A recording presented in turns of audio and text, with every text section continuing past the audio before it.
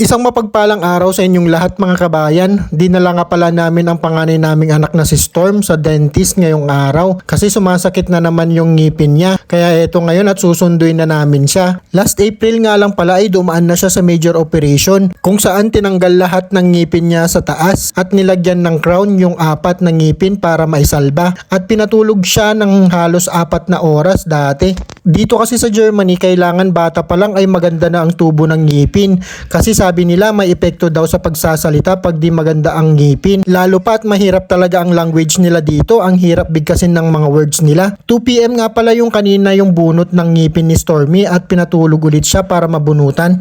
Nung unang bunot niya ay nagbayad kami ng halos 700 euro kasi hindi covered ng lahat ng insurance. Sobrang nanghinayang ako kasi pag tayo dyan sa Pilipinas hinahayaan lang natin matanggal yung mga bulok ng ngipin natin lalo nung mga bata pa tayo. Kusa na lang natatanggal at walang gastos. Pero dito, 700 euro pwede mo nang pambili ng second hand na motor dyan sa Pilipinas. Nakakapanghinayang kung tutusin. Parang ayaw ko pa nung una pero wala kami magagawa kasi kailangan naming sumunod dito. Lalo pa at sinabi ng mga expert. Ito na nga pala yung clinic kung saan binunutan si Stormy. Buti na nga lang din at tinawagan ko muna si Mamo kasi baka naghantay kami ng sobrang tagal. Andun na pala sila sa bilihan ng mga ice cream at kanina pa tapos yung bunot ni Stormy. Kaya dun na namin sila pupuntahan sa gasolinahan kung saan makakabili ng ice cream na malapit. Hindi masakit? Not ouchie? Ha? Not ouchie? Let's go, let's go!